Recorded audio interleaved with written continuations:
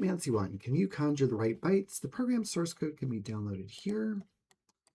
Copy that link, launch the instance. Grab app.qi. All right, bytemancy1, send me ASCII decimal 101 1751 times side by side, no space.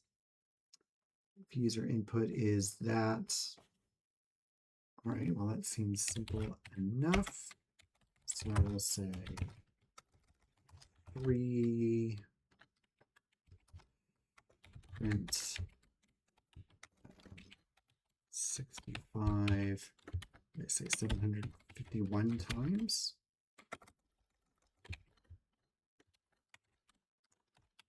To make 1751 of these things. Great, then we'll pipe it into this netcat command.